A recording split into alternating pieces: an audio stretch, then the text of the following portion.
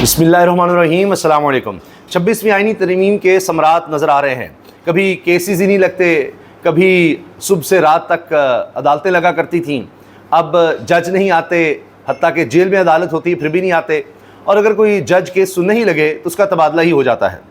PTI के cases और Lahore high court के जजेस के तबादले, इमरान खान की हिफाजती ज़मानत सुनने वाले सरदार तारिक सलीम का तबादला मुल्तान बेंच हुआ।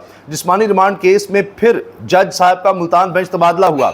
जमानत केस में आज जस्टिस शहबाज रिजवी का मुल्तान बेंच तबादला हुआ। जस्टिस रफीक अमजद का परवेज़ लाही केस में तबादला मुल्तान बेंच हुआ था।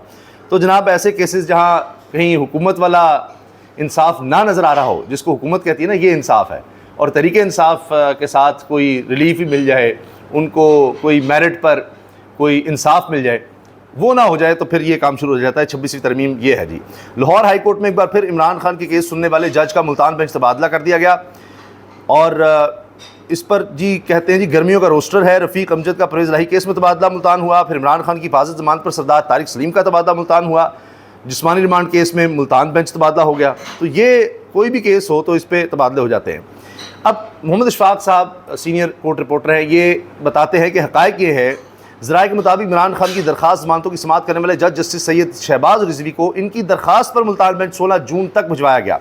ज़राए के मुताबिक इमरान खान के केस पर समाअत शहबाज रिजवी का बेंच ही 16 जून के बाद प्रिंसिपल सीट पर समाअत करेगा।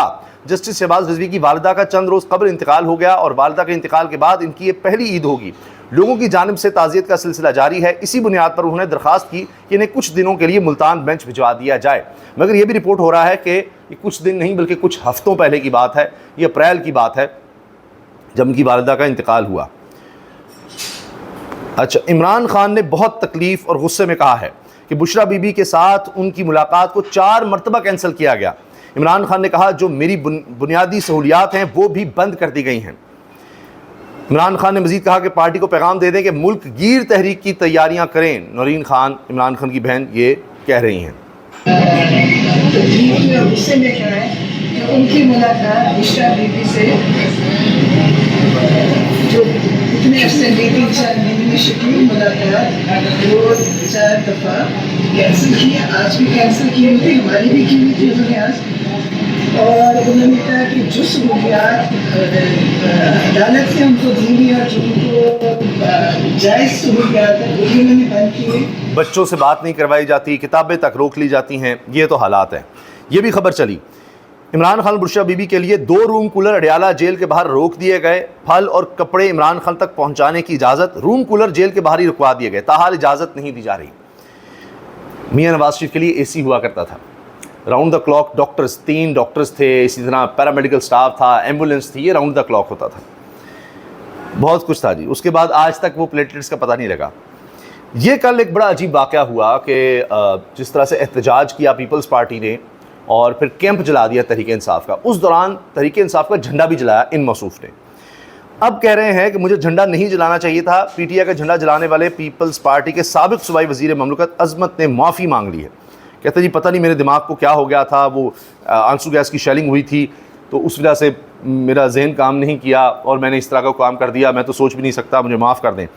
कहते हैं मुझे झंडा नहीं जलाना चाहिए था, झंडों का मैं दिल से एहतराम करता हूँ, पता नहीं गैस ने हमें किस हालत में डाला कि हमसे ये काम हो गया।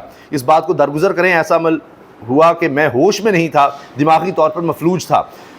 ये पीपल्स पार्टी के रहनुमा मलिक अज़मत की PTI झंडा जलाने पर माजरत। ये इनकी पहले माजरत सुने, मैं आपको दिखा भी देता हूँ इन्होंने किया क्या था। ये देखिए, ये वीडियो बन रही थी और उस पर इन्होंने तहरीक इंसाफ का झंडा जलाया था। और खैबर पख्तूनख्वा में आपको पता है थोड़ा रिवायात का बड़ा ख्याल रखा जाता है, किसी भी पार्टी का झंडा हो वो उनके लिए एक जज्बे के साथ एक तहरीक की अलामत होती है, तो ये नहीं कर सकते आप, कानूनी तौर पर भी इश्तियाल दिलाने वाली बात है। तो आप देखिए माजरत कैसे कर रहे हैं। मैं देखो एक चीज के वाकई बात है कि मैं आज इस बात पे खुद कि मुझे झंडा नहीं जलाना चाहिए था किसी भी पार्टी का। सारी पार्टियों के झंडों का मैं दिल से एहतराम करता हूँ। पता नहीं गैस ने हमें ज़हनी तौर पर किस कंडीशन में डाला कि हमसे ये भी काम हो गया। तो ऐसा है कि आप नाराज मत हो, आप इस बात को दरगुजर करें। मैं उन कारकुनान की भी बात कर रहा हूँ, खासकर जो मुझसे बहुत प्यार करते हैं, बेशक वो PTI हैं और हमेशा उनसे कहते प्यार से हैं पीटीआई के कारकुनान भी मुझसे प्यार करते हैं, मैं उनसे भी बात कर रहा हूँ, मुझे माफ़ कर दें, दरगुजर कर दें, और वो तो मेरे पास आते हैं, कोई काम वगैरह भी हो तो हम तो करते हैं एक दूसरे के काम। मैं भी उनके काम करता रहता हूँ। मैंने कभी अब तक नहीं सब पूछा, मैं हर पार्टी के लोगों का काम करता हूँ, जब भी उनसे मिलता हूँ, प्यार देता हूँ, मोहब्बत शफकत देता हूँ। इवन ऐसा आया तो खुद मैं बहुत ज़्यादा इस पर परेशान हूँ। मैं तो उनके भी काम करता हूँ, दूसरी पार्टी के लोगों के भी, तहरीक इंसाफ के लोगों के भी, तो मैं तो खुद बड़ा परेशान हूँ, ये क्या हो गया मेरे से। उसमें से आपकी दिलासानी हुई है, मुझे पता है, लेकिन आप जरा भी मैं भी दिलाई है। कह रहे मुझे पता है आपकी दिल आज़ारी हुई है। मैं जो चीज़ थी उसने मुझे दिमागी तौर पर महसूस किया था। कह रहे हैं मुझे पता है आपकी दिल आज़ारी हुई है, मैं माफ़ी मांगता हूँ, लेकिन वो जो शेलिंग हुई थी उसने मुझे मफलूज कर दिया था। और ये फिर उन्होंने बाकायदा दिखाया था, ये देखिए। अच्छा, पीछे बाकायदा वो पीपल्स पार्टी का जो तराना है वो लगाकर और फिर ये काम हो रहा था, यानी जो क्लिप बना है उसका। पेट्रोलियम लेवी से 1311 अरब रुपए वसूल करने का हदफ है, तो आप तैयार हो जाएं पेट्रोल बम के लिए।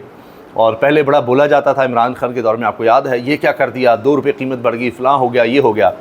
और इमरान खान के दौर में 150 रुपये का पेट्रोल था, वो बहुत महंगा था, और अब ये 300 की तरफ जाएगा तो ये सस्ता होगा, ये बहुत सस्ता आपको पेट्रोल मिलने वाला है। इसी तरह बिजली और गैस भी महंगी होने वाली है, उसकी आप तैयारी कर लें।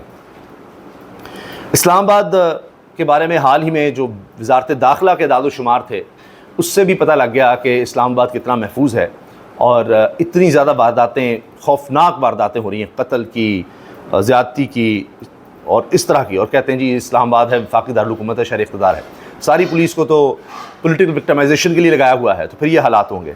अब ये बड़ा ही अफसोसनाक वाक़या पेश आया है। इस्लामाबाद में फैज़ाबाद के करीब डाकुओं की फायरिंग से एक पुलिस एहलकार जाँ बहक हो गया है।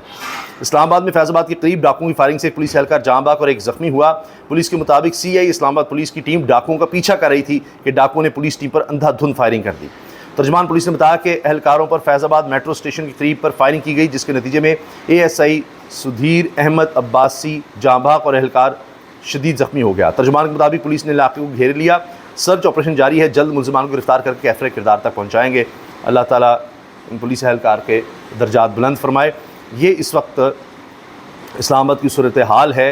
रोज़ाना की बुनियाद पर बड़ी खौफनाक ख़बरें इस्लामाबाद से आ रही हैं, और ये मैं आपको बता रहा हूँ सरकारी अदाद-ओ-शुमार, सिर्फ वफाकी दारुल-हुकूमत इस्लामाबाद के। इसी तरह पंजाब में भी यही अदाद-ओ-शुमार सामने आए थे कि जब से पिछले 3 साल से ये मौजूदा निज़ाम आया है, अमन व अमान की सूरत हाल बहुत ज़्यादा बिगड़ गई है, मुआशी सूरत हाल भी बिगड़ी है, और ये जो जराइम होते हैं इनका ताल्लुक़ मईशत से भी होता है। जब मुआशी हालत ख़राब होती है तो जराइम की तरफ ज़्यादा रुझान देखा जाता है, फिर कि क्रिमिनल्स और ज़्यादा एक्टिव हो जाते हैं, या ये देख कर के जी बाकी तो मईशत में जान नहीं है तो अच्छा ये लूट मार शुरू कर दें। तो ये भी एक खौफनाक ट्रेंड, जब मईशत की बुरी हालत होती है तो नज़र आता है कि बेरोज़गारी बढ़ रही होती है, इंडस्ट्री बैठ रही होती है, तो फिर इस तरह के जराइम भी सामने आ रहे होते हैं। इजाज़त दीजिए, अल्लाह हाफ़िज़।